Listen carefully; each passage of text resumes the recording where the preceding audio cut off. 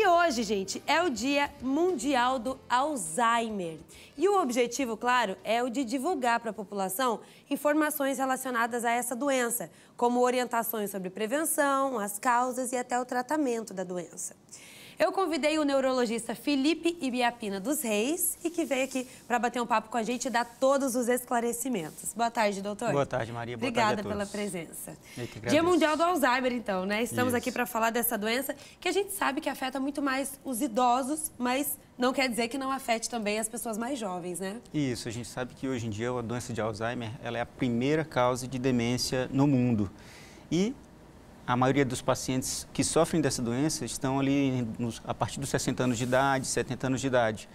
Mas a gente tem visto também pacientes que começam com sintomas muito antes, nos seus 50 anos e às vezes até antes, principalmente em casos que têm já um componente genético mais forte. Isso aí a gente pode observar até alguns casos de pacientes que têm sintomas muito precocemente.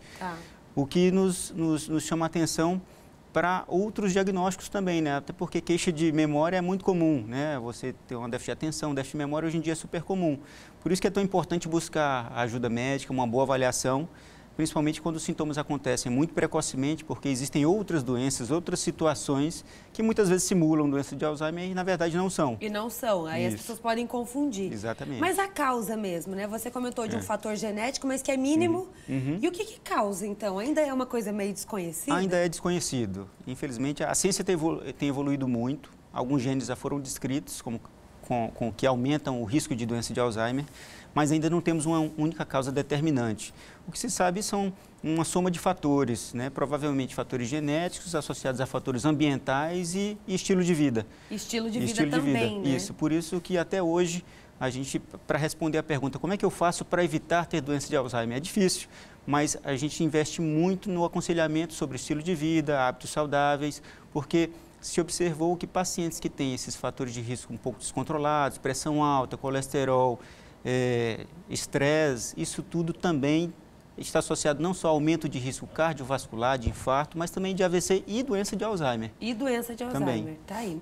Mas e os sintomas, né, doutor? Que eu acho que é isso que a gente tem que prestar mais atenção, aquelas alterações no comportamento, enfim, aquilo ali que vão acabar ajudando no diagnóstico, né? Isso. Então, o sintoma carro-chefe da doença de Alzheimer é um déficit de memória. Então, as pessoas começam a perder a capacidade de lembrar de fatos recentes. Então, eles começam a perder muito objetos, acabam perdendo compromissos, acabam tendo dificuldade maior de realização de atividades do cotidiano. Então, cozinhar, por exemplo, vira uma tarefa um pouco mais difícil e árdua, porque eles se observam e notam eles mesmos que não tem mais aquele desempenho. Então, lembrar de detalhes como senhas, datas importantes, objetos que não se encontra mais e meses depois ele está aqui, sempre esteve aqui, né? Então, outras alterações que também podem chamar a atenção para a doença de Alzheimer, principalmente no início, são alterações de humor, alterações de comportamento, as pessoas que deixam de fazer atividades que elas gostavam de fazer antigamente, por exemplo, como hobbies, acaba, não deixei de perder a perda de interesse e iniciativa. Então, isso também são alterações que acontecem em estágios precoces da doença. Dá para dizer que até parece um pouco uma depressão, assim, Sim, né? depressão é um dos diagnósticos que a gente tem sempre que levantar nesses casos, né? E às vezes é difícil diferenciar depressão e uma doença degenerativa como a doença de Alzheimer.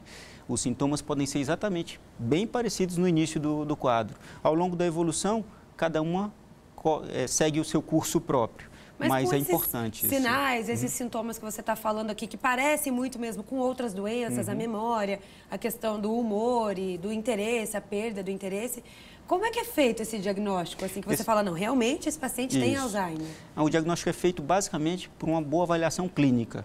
A avaliação clínica com uma anamnese, que é um questionário bem detalhado sobre a rotina do paciente, as dificuldades que ele vinha apresentando. E, acoplado a isso, nós solicitamos alguns exames complementares, não para diagnóstico de doença de Alzheimer, mas para exclusão de outras doenças e outras possibilidades, que às vezes podem simular doença de Alzheimer.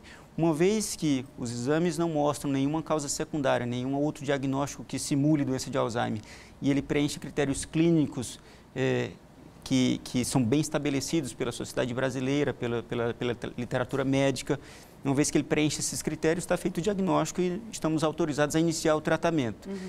E lembrando que o tratamento não é só remédio, o tratamento envolve uma série de medidas e suporte, inclusive para a família e para os cuidadores. Como que é esse tratamento do Alzheimer? Então, o tratamento de Alzheimer são algumas medicações que visam não curar a doença nem reverter os sintomas. Mas como ela é uma doença lentamente progressiva, as medicações têm o papel de tentar alentecer, de tentar segurar um pouquinho a evolução da doença ao longo do tempo, para dar mais tempo e mais qualidade de vida para o paciente por mais tempo ao longo da sua vida. Né? Além desses medicamentos, aconselhamento ao paciente, ao cuidador, à família, informação faz toda a diferença.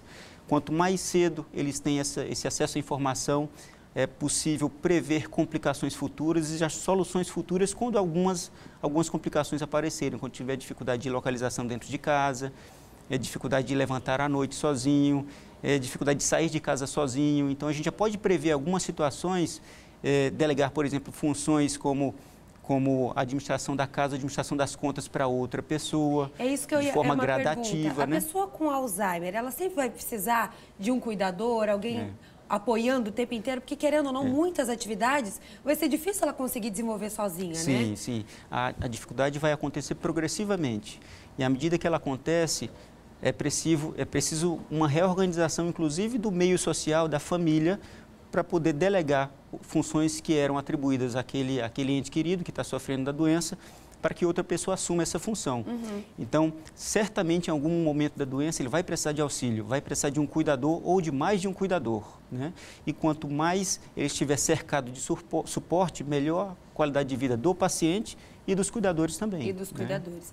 Tem, inclusive, uma pergunta do pessoal de casa, vamos colocar aqui na nossa tela para dar uma olhadinha. A Cláudia mandou assim: o meu pai tinha 86 anos e sofria de Alzheimer. Eu estou com 50 anos e fiz cirurgia bariátrica há 11 anos. Me falaram que quem faz esse procedimento tem mais chances de perda de memória. Isso é verdade? É uma boa pergunta. Olha, o fato de você ter... Eu nunca ouvi falar disso, doutor. O fato de você ter um parente de primeiro grau que sofreu com doença de Alzheimer aumenta muito pouco a sua chance em relação ao restante da população de ter a doença. O grande fator de risco é a idade. Basta chegarmos a uma certa idade, nosso risco automaticamente vai aumentar.